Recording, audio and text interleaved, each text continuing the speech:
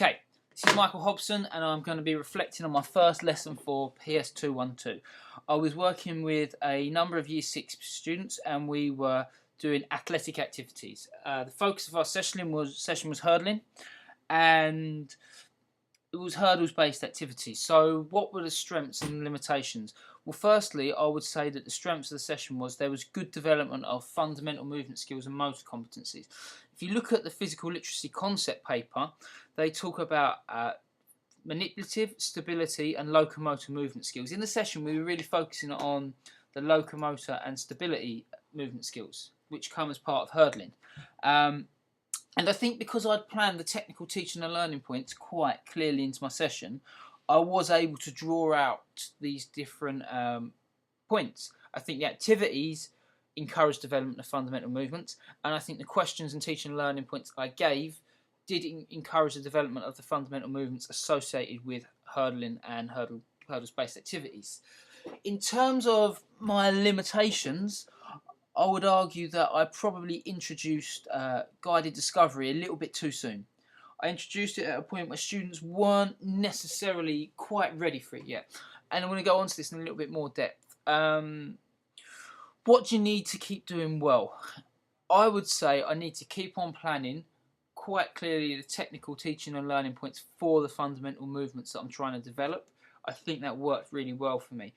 And I should be planning activities that allow students to try these in a variety of different ways, which I think the scatter hurdles activity did. So what were the things that you need to change? Well, for me, I'm going to say that I used guided discovery, but probably what didn't necessarily work so well in terms of using guided discovery was I actually hadn't considered where the student's current level of learning was. And if you look back, husbands and peers say that for great pedagogy, we have to consider students' prior learning. And that's what constructivists such as Vygotsky and Bruner would say, that we use that ZPD or scaffolding to close that gap from where they are to where you want them to be. And the guided discovery kind of fits with those ideas. But the problem was that all of the athletic activities that they'd done before had come from what Mostyn and Ashworth would describe as being more command or practice styles. The students had very little choice about how those activities looked. So when I came in using guided discovery, what kind of happened is they would possibly made choices and weren't used to making choices, and got to a point where actually they could be quite silly. At times, aspects of their listening didn't take part because they thought that they weren't being given the instructions and weren't being told how to hurdle because they had the different choices of what to do and how to do it. Towards the end of the session, they did start to get the principles, but at times they maybe didn't respond so well to the questions that I was asking because they were more used to being given instructions. And so I possibly didn't consider their past experiences in athletic activities enough. So what is the best way for me to move forward? I would suggest that one of the best ways that I could move forward would be to actually start to use more of a reciprocal teaching and learning style, and maybe plan to use resources into this.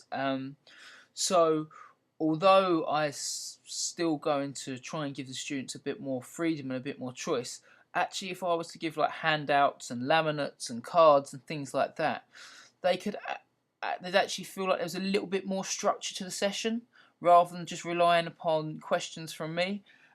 And this would fit in a lot better with their previous experiences, going back to what husbands and peers say about understanding those previous experiences. And I think this would allow me to be more pedagogically effective and engage them in learning a little bit more. So it's not necessarily about their development of the fundamental movements, but it's more about their understanding and engagement in the lesson. And I think that's probably where I lost them a little bit, was the engagement through using that guided discovery, because it's so far removed from where they've been in the past. So I think that's my recommendations. That's what I would do. And I'm going to plan to use more resources and maybe a little bit more peer learning, but keep the session more structured into my next session. So thank you for listening. I hope that helps.